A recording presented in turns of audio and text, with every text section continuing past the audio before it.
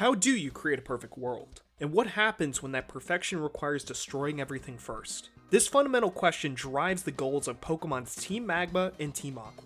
First debuting on the Game Boy Advance in Generation 3, these two organizations completely broke away from Team Rocket's small-time criminal behavior. Team Magma and Team Aqua plunged the Hoenn region into a catastrophic conflict, with Team Magma focused on expanding the land for humanity and Pokemon to prosper, while Team Aqua was determined to wash away civilization so Pokemon could thrive in a primordial ocean world. Their conflict didn't just flip the Hoenn region upside down during their intense battle. These teams established a template that would influence every major Pokemon antagonist that followed, from Team Galactic's Universal Reset, to Team Plasma's Liberation Crusade, to even the Aether Foundation's obsession with utilizing Pokemon beyond their own abilities. Let's explore how two environmental extremists changed Pokemon storytelling forever. Before we dive in, I need to cover the scope of this video. This video examines the original Generation 3 games, Omega Ruby and Alpha Sapphire, the Pokemon Adventures manga with minor plot spoilers, and various media including Pokemon Generations, the Advanced Anime series, the TCG, and other appearances. Finally, I'll share my thoughts on both teams' lasting legacy. With that established, let's begin by examining what made these organizations so fundamentally different from anything Pokemon has ever seen before.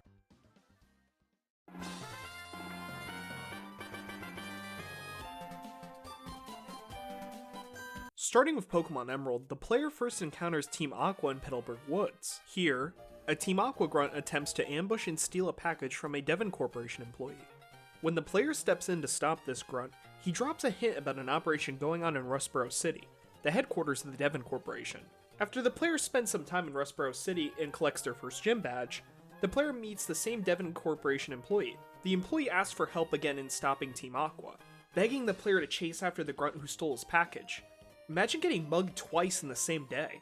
This guy is either the most unlucky Devon Corporation employee ever, or he's really not that great at keeping top secret packages classified. The player then chases after the Team Aqua grunt, who has just kidnapped a Wingull from a trader. Not gonna lie here, I think it's hilarious when you have a grunt successfully stealing the most important documents from a major company, but then he wants to just grab a random Pokemon along the way. This lapse of judgment allows the trainer to defeat the grunt, returning both the package to the Devon Corporation and the Pokemon to its trainer. Having the first appearance of Team Aqua appear similar to Team Rocket's usual style of villainy was a great choice. It gives players comfortable with the previous generations of Pokemon a familiar feel with Team Aqua, but also a component of an even crazier plan. The next encounter with the evil teams happens in Slayport City Museum, where Team Aqua strikes again. A group of grunts storm the Oceanic Museum, including our friend with questionable planning skills from earlier. When the player heads to the second floor, they're confronted by two Team Aqua grunts looking to snag submarine parts. After the player defeats these grunts, the leader of Team Aqua finally appears. Archie introduces himself, questioning why the player would stop him. He drops an interesting piece of dialogue mentioning Team Magma, and this is where he reveals Team Aqua's true purpose. His philosophy centers on the idea that all life needs water, leading him to want to expand the seas. I find Archie's dialogue in this section super interesting. He seemed more frustrated with his grunts being defeated than with the player himself. A very different approach compared to villains like Team Rocket. What I also enjoyed about Archie's character is how he doesn't mind explaining himself to the player in a non-hostile way, but then warns them not to interfere again or they'll pay dearly. There's this great sense of energy mixed with a chaotic nature in Archie's dialogue. His tone shifts throughout the game, sometimes showing friendliness towards the main character, other times displaying frustration when the player halts his plans. You can see this same type of dialogue in Team Aqua grunts too. There's this great mix of unserious grunts alongside the classic thugs we would see in an organization like Team Rocket. The player then continues their journey as normal, collecting gym badges, up until a meteorite gets stolen by Team Magma inside of Meteor Falls. As the player enters Meteor Falls, they witness a brief scuffle between Team Magma and Team Aqua, with Team Magma retreating to Mount Chimney, a large active volcano where their plan to enact their first major scheme is. After Team Magma flees, Archie appears and talks to the player, informing them about Team Magma and how their goals clash with Team Aqua's vision. Archie tells the player to keep an eye out for them as well. While this seems like a pretty throwaway dialogue, I find it interesting that Archie wants to capitalize on the main character's efforts, that whole "the enemy of my enemy is my friend" mentality. Sadly for Archie though, that logic can cut both ways. As the player traverses Mount Chimney in the pursuit of Team Magma, they get caught in the crossfire between both evil teams, each intent on destroying each other. Here, Team Magma's goals of land expansion are finally unveiled. Their plan? Use the meteorite with their own invention to trigger volcanic activity and expand the landmass. What's really interesting here is the dialogue between grunts of both teams. It's not just centered around Pokemon battles. These grunts truly see their team's goals as the best outcome for the Hoenn region. This philosophy extends all the way up to Archie himself, who beckons to the player to stop Team Magma from igniting the volcano. Notice how he's deflecting the player's meddling away from Team Aqua and towards Team Magma instead. It's sort of like what I talked about earlier. As the player battles the Devil Horn Team Magma members, they encounter their first team admin fight in Emerald, Tabitha. A common theme with the admins in Generation 3 Pokemon games is that they look like super grunts, and Tabitha is no exception. He embodies the standard Team Magma uniform, just with the addition of a cape to signify his rank. There's not too much to Tabitha's character in Emerald, other than absolute loyalty to Team Magma and their leader's goals. After the player defeats Tabitha, Max appears near the stolen meteorite. He explains his plan to the player: ignite the volcano using the meteorite's power to expand the land. His reasoning? The land itself was the cradle of life in ancient times, and remains a necessity for both mankind and Pokemon. Here's an interesting point. Maxie doesn't appear worried about defeat in his dialogue. He downplays Archie's fear about the main character's involvement, and refers to Team Magma's goal as his grand design. Both Archie and Maxie carry this core ego, but they contrast beautifully in their behavior. Archie is often more brash, loud, and emotional, while Maxie comes off as calm, cold, and logical. This makes encountering both leaders at Emerald a really nice experience. After the player defeats Maxie and stops the activation of Mount Chimney, Maxie is shocked by his defeat. However, he doesn't let it hold him back. Team Magma has various other methods to gain the upper hand over Team Aqua, so they retreat to fight another day. Archie then approaches the player. He thanks them for helping him stop Team Magma, but he's curious why the player is getting involved in their conflict at all. This piece of dialogue is very interesting to me. While crazy in his plans, Archie doesn't mind working with the player if it benefits both of them. He doesn't seem to hold major hostility towards the player, even after they meddled with Team Aqua's plans. It's a refreshing and interesting take on an evil team leader that I wish we could see more in Pokemon. With the battle between Team Magma and Team Aqua ending, both teams take their activities elsewhere in the region and out of the player's sight for a little bit. After gaining a few more gym badges, the player encounters Team Aqua again, this time at the Weather Institute. Team Aqua's plan here is to harness the research and technology of the Weather Institute to find ways to control weather freely. As the player battles through batches of Team Aqua grunts to stop their plans, they approach a room containing the captured Weather Institute scientist. In this room, you encounter the Team Aqua version of Tabitha, admin Shelly. Shelly's appearance follows the same super grunt idea I mentioned previously, just as a female Team Aqua grunt. Her design contains elements as we've seen before in Aqua grunts, namely her pants and bandana, but Shelly has a black crop top on and a blue vest to set her apart from the rest of the grunts. After the player defeats Shelly, Team Aqua retreats from the Weather Institute, unsuccessful in their attempt to gain the information needed to control the weather. An interesting note I'll mention is that both Shelly and Tabitha don't have much personality in the Generation 3 games. Their characters mainly consist of being super grunts, fiercely loyal to their team and leader. While the concept is bare bones, it's interesting to see Pokemon tackling more named characters within an evil team just beside their leaders. With the player collecting another gym badge and battling their way across the Hoenn region, both Team Magma and Team Aqua have set their sights on their ultimate target, the legendary Groudon and Kyogre. These are two legendary Pokemon with the ability to control the land and sea respectively. In order for these evil teams to control these powerful beasts, two orbs sit atop Mount Pyre, the red and blue orbs. These orbs have the ability to bend Kyogre and Groudon to the user's will, a dangerous power that's been safeguarded from the world. As the player rushes to Mount Pyre, Team Magma has already been successful in taking the blue orb, the tool used for controlling Groudon, and left before the player arrived. Once the player climbs to the summit of Mount Pyre, Team Aqua is making their way up to possess the red orb. As the player battles grunts at the summit, Archie grabs the red orb and proudly retreats with Team Aqua. Now both evil teams have their means to enact their ultimate goals. The player is then informed by the two guardians of the red and blue orbs about the devastating power that both Team Magma and Team Aqua possess. The very end of the Hoenn region is at stake. I truly think this writing choice is raising the stakes from a criminal organization to a region-ending disaster, and this is what really sells Team Magma and Team Aqua for me. Whether you played Pokemon Ruby or Pokemon Sapphire with just one of the active evil teams, or Emerald with both, this level of stakes carried that later portion of the main story for me personally. Before the player leaves Mount Pyre in defeat, one of the Guardians gives them the Team Magma emblem, a tool used for accessing Team Magma's secret base, tunnel deep within Mount Chimney. This leads the player to stop Team Magma first before it's too late. As the player heads back to Mount Chimney, the Magma emblem unveils Team Magma's secret hideout and their secret operation. While the player was distracted by Team Aqua, Team Magma Magma was drilling deep within Mount Chimney. Their hideout is essentially a large-scale mining operation designed to dig deeper within the portions of the volcano.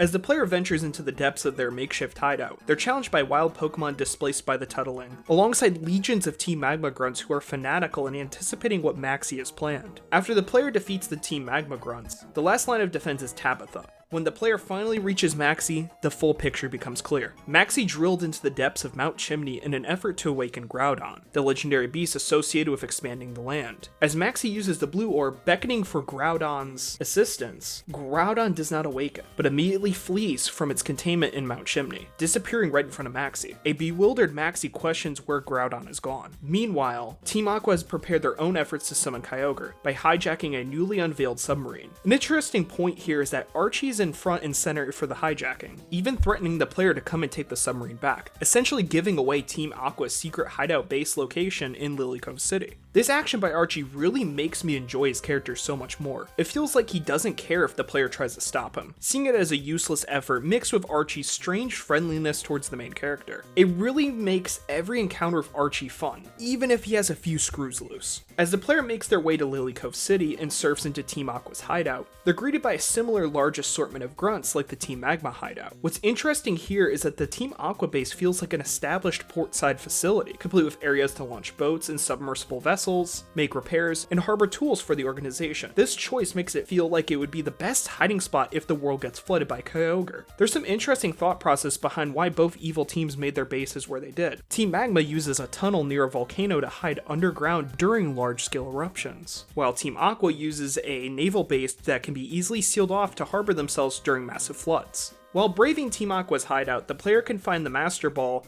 in what's presumably Archie's office, alongside a trio of Electrode guarding it. As Team Aqua buys time for Archie and a selection of his most trusted grunts along with Shelly, a new admin appears, Matt. Matt's an interesting case. He's an admin with a blue vest similar to Shelly's, but he's completely shirtless.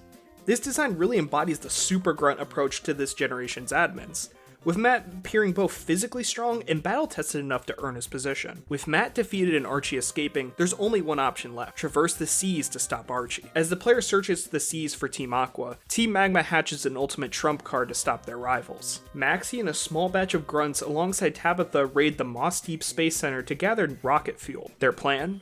Launch a rocket into Mount Chimney to cause an immense volcanic activity and expand the landmass, all out of desperation from both failing to control Groudon and failing to stop Team Aqua. What I find really interesting about this section is the act of desperation on Maxie's part.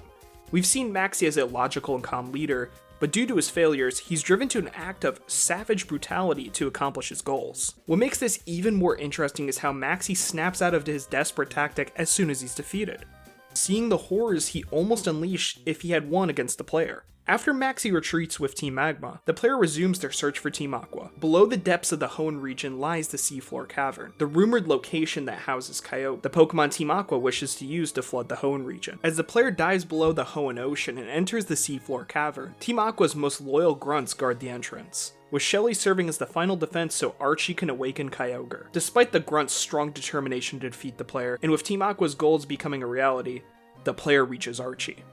Archie summons Kyogre, but gets the same response as Groudon gave to Maxie. Kyogre flees. With Archie, Maxie, and the player witnessing the Hoenn region's weather thrown completely off balance, with blistering heat and immense downpours changing rapidly, concern over the destructive power of both Groudon and Kyogre becomes evident. The end of the Hoenn region as we know it is near. In this desperation, the player heads to Sootopolis City, where they're instructed to find Rayquaza nearby, slumbering in the Sky Pillar. With the eventual summoning of Rayquaza to quell both Groudon and Kyogre, both Archie and Maxie witness the impact of their destructive actions on the Hoenn region. They see how catastrophe would have ended everything if they had succeeded, leading them to set aside their differences and work for a better tomorrow, disbanding their organizations in the process. I really enjoy this ending for the evil teams. Having them realize the error of their ways and move towards a better tomorrow is an ideal way to end an evil team's story.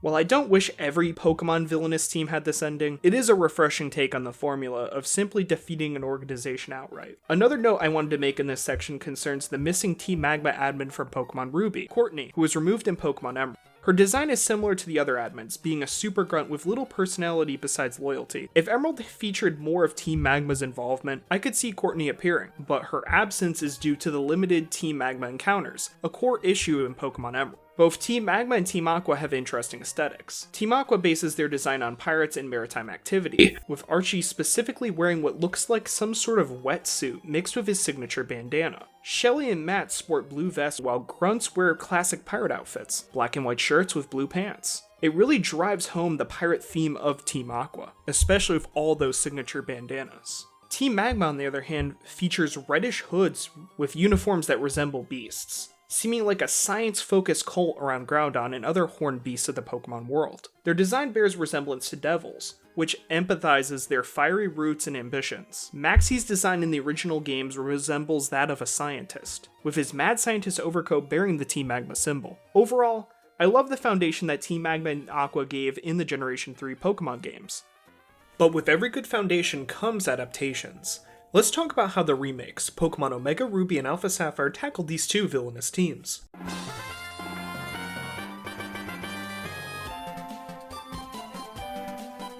Pokemon Omega Ruby and Pokemon Alpha Sapphire does a lot for Team Magma and Team Aqua, in both positive and negative ways. Let's talk about it. Team Magma and Team Aqua in these remakes have similar goals, with Team Magma wishing to expand the land and Team Aqua wishing to expand the seas. While still maintaining the core identity of these evil teams, both organizations have additions that better develop them as antagonists. A key difference was the redesigns given to both organizations. Team Magma grunts took on a grunt design embodying protective outfits, perfect for exploring the depths of caves and surviving intense heat. This design is complemented by Team Aqua's additions, with the presence of tanner skin tones to signify their time on the high seas, and even a pirate-like goatee given to the male grunt. A key element was the greater characterizations of both evil team admins. Starting with Team Aqua, Matt really went heavily into that super grunt motif seen in the Hoenn games. He's a huge, muscular super grunt with what appears to be a torn wetsuit for pants and a rope or chain holding it together, marked with blue face paint similar to a Sharkpedo. I really love this design. It truly embodies what Matt is supposed to be. Tough muscle, giving Archie much needed strength for his organization. With Matt's redesign comes Shelly, whose design features a wetsuit with goggles to complement her look. I love the concept of this design, but I really do wish they gave her more of a functional wetsuit, since Shelly in other media appears to be more like a covert operative. Her redesign really does embody Team Aqua's shift into feeling more like an aquatic organization, though I think both the original designs from Sapphire and these modern ones are amazing in different ways. Shelly's character is kept similar, but given a more compassionate side to her personality.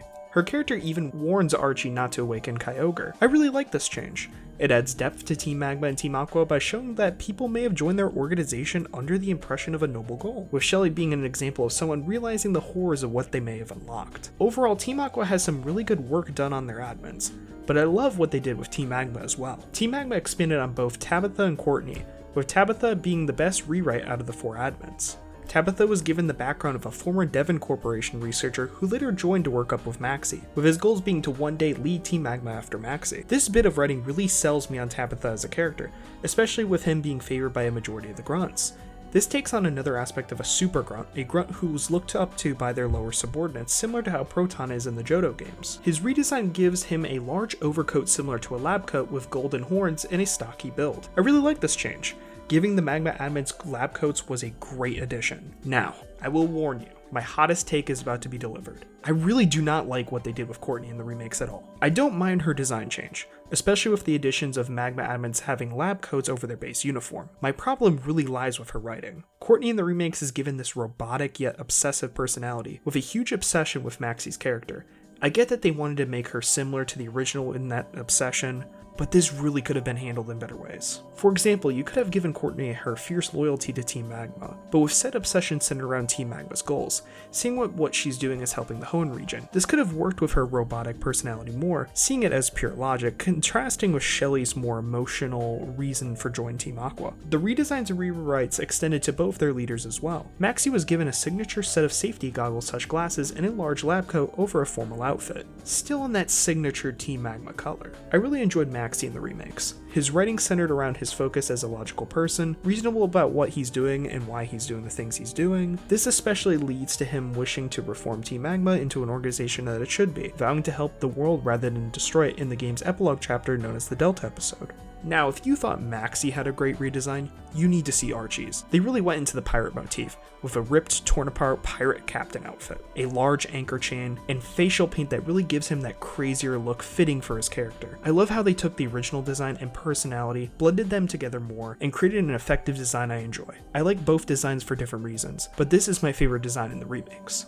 I enjoy the same redemption scene with Maxie extending to Archie and Team Aqua, having them realize the error of their ways and vowing their organization towards positive development of the world rather than destruction. I feel like this really adds to Shelly's character especially, but Archie's as well. Plot-wise, both teams stay relatively the same, doing similar actions under similar motifs.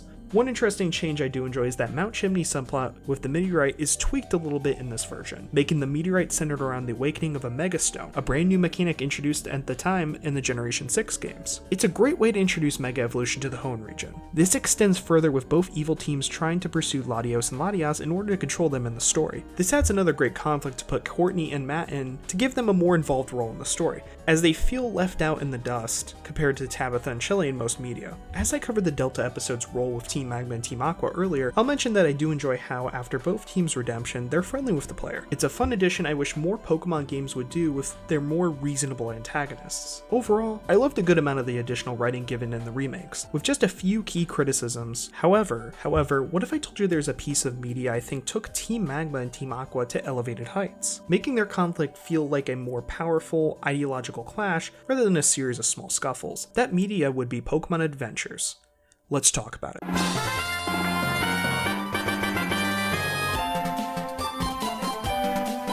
Pokemon Adventures, to me, did a lot for Pokemon characters and regions, especially Team Magma and Team Aqua. What if I told you they took the concept from the Generation 3 games but gave both teams more tactics to use in their never-ending conflict? Team Aqua in the Pokemon Adventures manga doesn't just have large numbers. Archie owns the Hoenn news. He covers up the actions of Team Aqua from the Hoenn region while deflecting the blame on Team Magma, a much smaller organization in the Pokemon Adventures manga. While Team Aqua has large bases, massive numbers, and funds from Archie to carry out grand missions, Team Aqua still results to small tactics, including stealing components from the Devon Corporation similar to the games. Team Magma, on the other hand, has a small base in the desert for their operations, but has better equipped grunts. Team Magma equipped their grunts with more specialized equipment, with the horns of Team Magma members doubling as both a visual scanner and a video device. This focus leads to Team Magma fighting a more covert and espionage-focused battle with their larger, more well-resourced rival. This extended characterization does not apply to their conflict alone. The admins of both organizations got their own rewrites as well, along with a new member for each. Starting with Team Aqua, Matt is given the personality of a tough guy, yet with a sensitive little side to him. I really love this change. It makes his whole tough guy, super grunt persona feel more fun, especially with the manga signature bits of humor to break up some of those more tense plot points. Next is Shelly, keeping her personality similar to that of Emerald, Omega Ruby, and Alpha Sapphire. I really enjoy her character in the manga though. Notable additions include her signature Pokemon being Ludicolo and Lombre, an interesting addition to make her stand out compared to the other Aqua admins.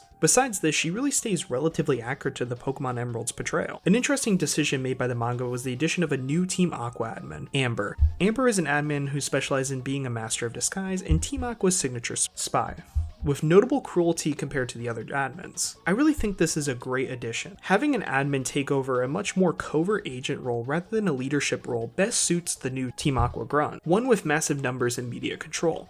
Switching over to Team Magma, Tabitha maintains his devotion to Team Magma alongside his personality from Pokemon Emerald, with a mixture of more energy, a little bit of that goofiness, and a tacked on insanity over the course of the manga. I really do enjoy this characterization. His signature trait is being able to use a Torkoal to knock out opponents for a short period of time. His arc in the manga is great. To avoid spoilers, all I'm going to say is he goes a little bonkers. Courtney is given a great amount of development. Being a former contest star in the Hoenn region, Courtney joined Team Magma later in life, serving as an admin and a key operative for Maxie. Probably the most interesting aspect of her character is that she utilizes a pair of berry-infused gloves that give her different abilities as an operative of Team Magma. I really think Courtney was given some very interesting additions to add to her character in the manga, with her joining Team Magma for the thrill of what she does. It really is a shame though that this version of Courtney has some, to keep it PG, some concerning writing choices, as this could have been a great rework to the character in Omega Ruby and Alpha Sapphire, but I ultimately am glad that her more concerning writing choices never carried over. Though other aspects of her character, such as being a former contest star, are an interesting angle of writing. Blaze is the new addition to Team Magma, being a counterpart to Amber. Not much is known about Blaze other than he's a master illusionist, finding ways to create complex illusions with his signature Slugma. This is a similar problem that Amber has, a very minimal and generic personality, which is why I think people forget about them when talking about the Pokemon Adventures manga. Both leaders, Archie and Maxie, remain relatively consistent from the games, just with Archie controlling Hoenn TV and Maxie in a constant uphill yet effective battle against a larger organization. As mentioned previously, I won't spoil any plot points and I'll keep it relatively short because I really do recommend checking out the Pokemon Adventures manga, but I will say it does tackle an interesting interaction between both leaders, one that may very well plunge the Hoenn region into its final hour. Overall, without going into too many major spoilers, their characterization in the Adventures manga is a fleshed out version of their appearances in Generation 3, ramped up to have more levels of complexity in both teams' conflict with each other while maintaining relatively the same goal. I really recommend reading the Pokemon Adventures manga if you enjoyed this section about Team Magma and Team Aqua. If there's one thing I want you to take from this video, it's that this is the best version of these teams, but that doesn't mean that there aren't good elements found in other media. Let's talk about it.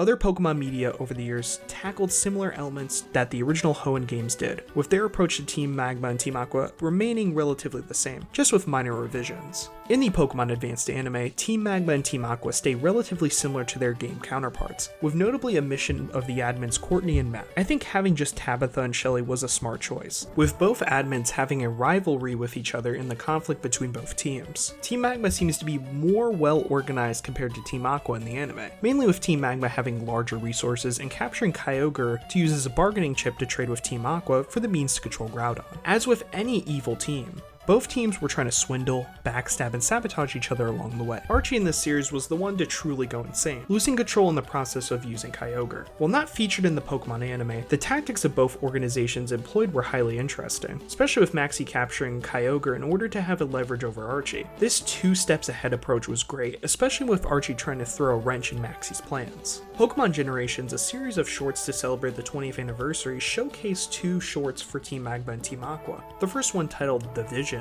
goes into the Omega Ruby base hideout raid of Team Magma from Team Magma's perspective, as they head to awaken Groudon from his slumber. This short showcases the obsession of admin Courtney, staying behind to buy time for Maxie's goal to summon the powerful Groudon. It's a neat short to celebrate the release, ending with the battle the player experiences with Courtney in the game. The second one, titled The Cavern, goes into Archie's attempt to summon Kyogre, with Shelly trying to stop Archie from his end goal. It explores the findings Shelly saw at the Weather Institute and the dangers of Kyogre. With Archie's devotion, Kyogre is summoned and fear sparks over the end of the world, drowned in Archie's ambitions.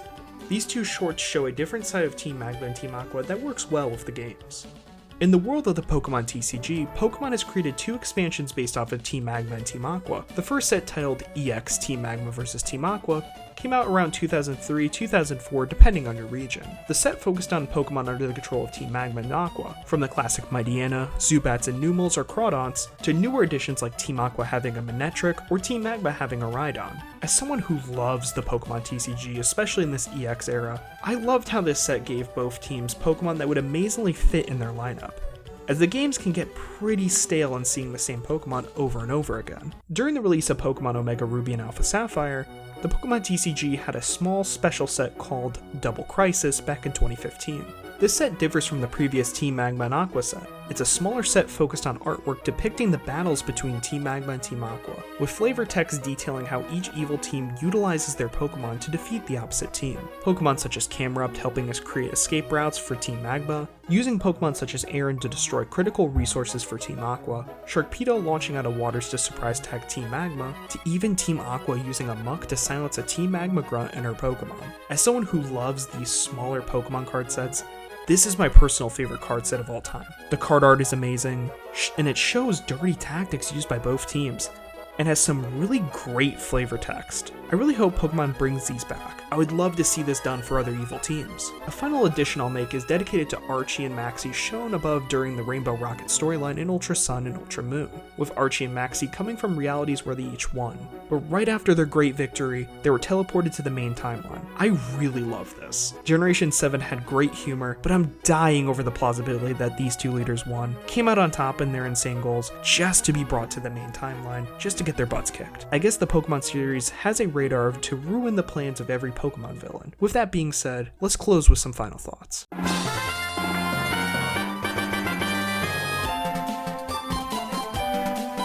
Overall, Team Magma and Team Aqua didn't only establish Pokemon's ability to have more complex antagonists, they left the groundwork for future evil teams in the franchise. Team Magma's logical leader was taken a step further with Cyrus in the next Pokemon generations teamed Galactic, alongside an even grander universe-ending goal for the team. Meanwhile, Archie's behavior was explored further in delinquent-type villains like Guzma, a crook with a big goofy flair to him. I honestly think Game Freak hadn't experimented with these games before, especially with the concept of a more expanded evil team. We wouldn't have gotten these great villains we had going forward. I personally love Team Magma and Team Aqua immensely, how they contrast, their various media portrayals, to even the amazing Pokemon cards centered around their conflict. Even with that love for both teams, there are still slight problems, growing pains you could say, which can be attributed to the time that these games released. Pokemon wanted to keep the players hooked to avoid being a fad, so they were trying everything. Team Magma and Team Aqua were an example when they were trying to maintain relevancy. While not as in-depth compared to Gavsis of Team Plasma, both Archie and Maxie themselves take that step up Pokemon needed from Team Rocket. This is not a knock at Team Rocket. I enjoy them, especially the Johto games, but I think that Pokemon needed to try new antagonists. Maxie and Archie were the perfect breakaway, still maintaining the aspects of the illegal activity seen in Team Rocket, but for different, non-profit-oriented reasons. While I'll keep the video positive with a mixture of criticism along the way, both evil teams took a shot in the dark for a new Pokemon villain archetype, and for that, I have to give them a lot of credit. If I had to rank the evil teams, I'd say Team Magma and Team Aqua are my third personal favorite. Both teams are solid, great for the time they came out, and even greater in the Pokemon Adventures manga and future media. But there's one team I think took the foundations of Team Magma and Aqua and brought it to new heights, that being the villainous Team Galactic. If you enjoyed my video, please subscribe and comment down below your thoughts. Right above is the credit for where I took all my long plays from. Please go check these guys out. If you guys have anything you guys want to comment down below about what I talked about, any criticism, any sort of discussion, I always welcome it. I love when you guys comment and spark discussion in the comment section. I respond to almost every comment to the best of my ability, and I thank you guys for watching this video. You guys have been amazing in trying to help me keep motivated with this stuff and keeping me going and give me some advice and just sparking discussion. But for now, I am going to sign off.